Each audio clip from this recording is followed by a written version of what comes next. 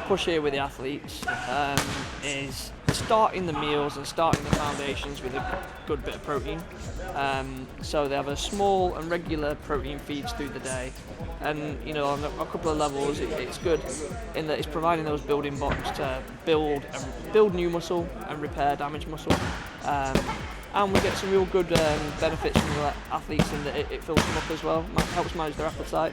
So we always start from that foundation. Then we add our vegetables, loads of fresh veggies to give them all those vitamins and good fibre, and also again to fill them up.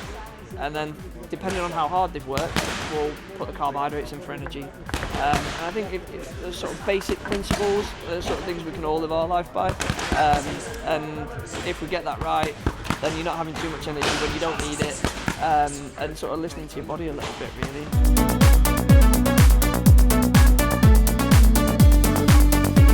I think the other basics are around just hydration, keeping good fluid intake, lots of fluids each day. We have a simple rule here of replacing 1.5 times what you lose. So if they sweat a lot in these workouts, afterwards check their weight, aim to replace 1.5 times what they've lost in a session.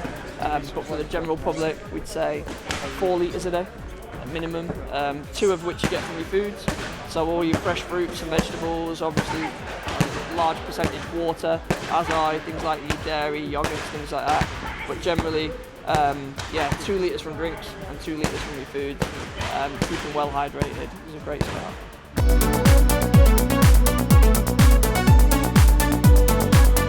That culture's been created by the coaches, probably the media as well. You look like, when I was younger, you'd struggle to find those sort of magazines, and you'd have to go to the library and get books. But now there's an abundance of health magazines. Sometimes some questionable stuff there, but generally, it's getting people thinking about nutrition and understanding the value of it. And you just look at football, boxing, any of these sports, like the performances.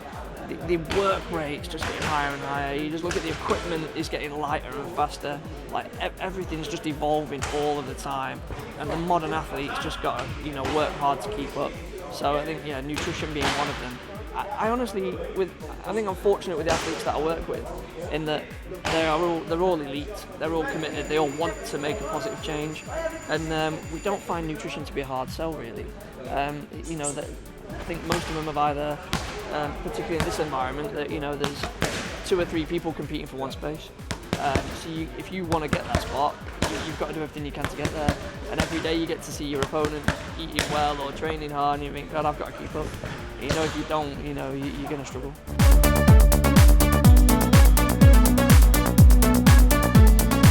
My first job was actually in adolescent eating disorders for psychiatry. So again, the weight management component there is absolutely massive. A lot more weight restoration for the eating disorders patients. But then with the psychiatric patients, because the medication they get, often it was about weight management and managing their appetite and keeping the weight down. 4 years in that setting gave me a fantastic grounding then to come into elite sport. I did an internship with the English Institute of Sport back in 2006. They run a great program for young practitioners to get experience in elite sport.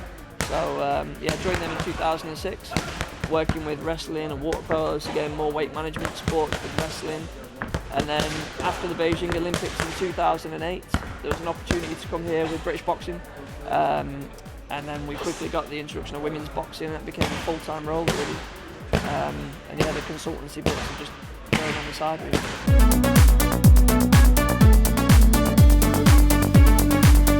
The investment in sports science and sports medicine can, take responsibility for quite a lot of the success at times.